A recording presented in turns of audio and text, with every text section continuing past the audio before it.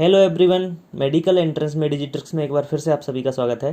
Nervous system के पिछले 2 lecture में हम लोग नर्वस सिस्टम का जनरल क्लासिफिकेशन, नर्व फाइबर की या न्यूरॉन्स की स्ट्रक्चर, उनके टाइप्स, उनकी नॉर्मल फंक्शनिंग हम देख चुके हैं। आज हम ऐसे ही एक और इम्पोर्टेंट टॉपिक की बात करने जा रहे हैं। इस टॉपिक में हम लोग नर्व का ओरिजिनेशन के बेस पे जो भी क्लासिफिकेशन किया गया है हम उनको डिस्कस करेंगे। इस टॉपिक में देखिए समझने जैसा कुछ भी नहीं है, ज़्यादा जो भी है वो रटना है, याद करना है, क्योंकि सीधा क्वेश्चन पूछा जाता है कि कौन सी नर्व कहाँ से ओरिजिनेटेड हुई है और इसका नेचर क्या है, मतलब कि एफरेंट है, इफरेंट है, मोटर, सेंसरी, इस तरीके से। तो मैं सीधे आपको एक ट्रिक बताऊंगा, इस तरीके से आप दोनों चीज़ें याद कर सकते हो, नर्व का नाम भी और नर्व के नेचर भी। तो देखो, ओरिजिन मैंने आपको बताया था, स्पाइनल कॉर्ड और ब्रेन 2 टाइप होते हैं ये सीएनएस के। हमने ब्रेन को 2 पार्ट्स में डिवाइड किया था, सीएनएस और पीएनएस। तो सीएनएस में मैंने बताया था आपको, एक तो होता है ब्रेन, एक होता है स्पाइनल कॉर्ड।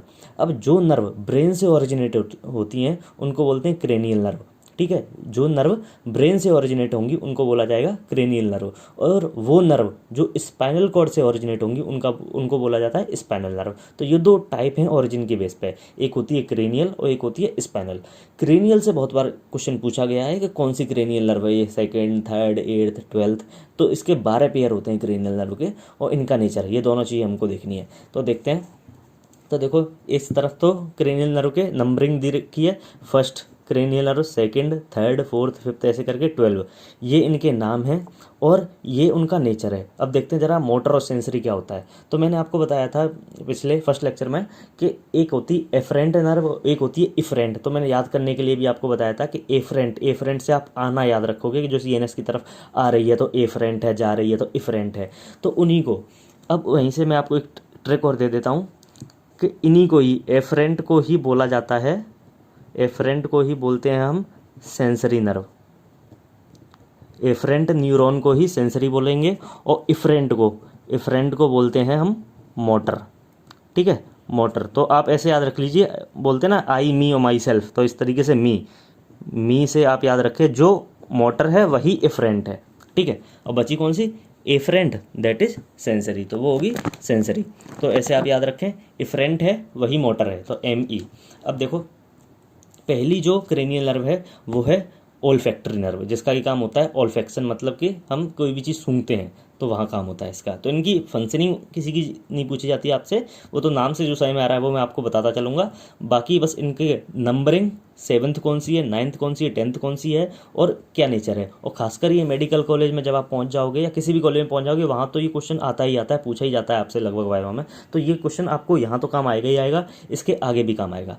तो याद रखें आप, पहली तो है ऑल्फैक्टरी, फिर है optic, oculomotor, trochlear, trigeminal, abducens, facial, auditory, glossopharyngeal, vagus, accessory और हाइपोग्लोसल। अब हमको याद कैसे करना है, देखो, एक बहुत साल पहले अमिताभ बच्चन जी की एक पिक्चर आई थी, खुदा गवाह, ठीक है। तो उस तरीके से ही एक वर्ड आपको याद रखना है, ऊट्टा फागवाह। जैसे वो था खुदा गवाह, ऐसे ही लास्ट का आप याद रखिए, जैसे खुदा गवाह था, तो ऐसे ही आपको याद रखना है इसमें ऊट्टा फागवाह। और जो ऊ है ना, उसका मतलब है 3 ओ, मतलब कि स्टार्टिंग के जो 3 नाम होंगे वो 3 ओ से होंगे, फिर उसके बाद 2 नाम होंगे वो टी से होंगे, फिर ए, फिर फागवाह। देखते हैं इसका यूज, 3 ओ, मतलब कि पहला होगा ओल्फैक्टरी, ठीक है, ओल्फैक्शन में यूज होगा इसका। दूसरा है ऑप्टिक और तीसरा है ऑक्यूलोमोटर। तो 3 तो हो गई ये अपने ओ से। इसके बाद है ऊटा, तो डबल टी, तो पहला हो गया trochlear and then trigeminal nerve, ठीक। अब ये हो चुके हैं अपने 5। अब छठवां है ऊटा, टट्टा का ए आ रहा है, तो एब्ड्यूसेंस हो गई। इसके बाद ये बहुत इंपॉर्टेंट है, फेशियल नर्व।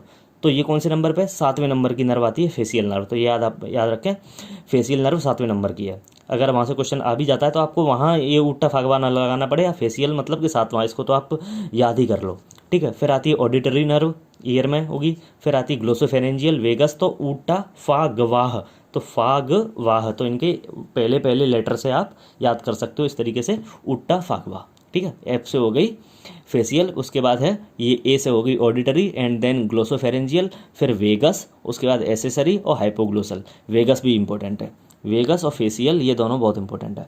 अब देखते हैं इनका नेचर के, कौन सी मोटर है और कौन सी सेंसरी है। तो इसके लिए मैं आपको एक सेंटेंस बता रहा हूँ, उस सेंटेंस को आप याद रखें। एक सेंटेंस है, सम से मनी मैटर।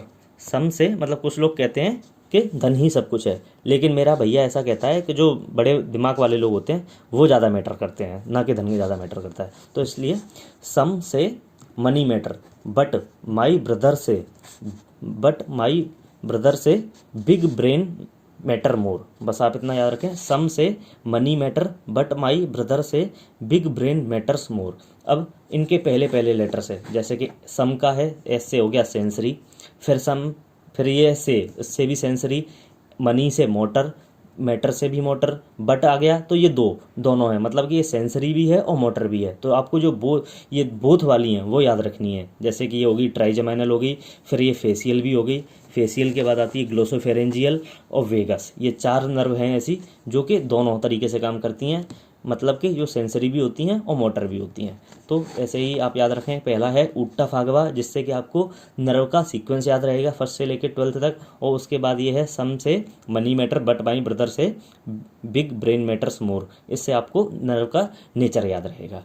ठीक है, तो ये बहुत ही इंपॉर्टेंट लेक्चर है। इससे क्वेश्चन, अगर इसमें कुछ भी सोचने वाली चीज़ नहीं है आपको, वहाँ पे एग्जाम में आएगा, अगर आपको आता है तो आता है, नहीं आता है तो नहीं आता है। इसमें कोई भी कॉन्सेप्ट, कोई भी लॉजिक नहीं है, बस आपको रटना है। तो मैंने आपको एक रटने का तरीका बता दिया है, इससे आपको थोड़ी सी आसानी रहेगी। ठीक है, फिर भी आपको अगर कोई दिक्कत आती है, ये इसका क्वेश्चन मोस्टली पहले एम्स के एग्जाम में पूछे जा चुके हैं, आप क्वेश्चन लगाइए। फिर भी अगर कोई दिक्कत आती है तो आप मुझे कमेंट सेक्शन में ज़रूर सूचित कर दें, और मैं फिर आपकी उस क्वेरी को जल्दी से जल्दी उसका सॉल्यूशन प्रोवाइड करूँगा। ठीक है, थैंक यू।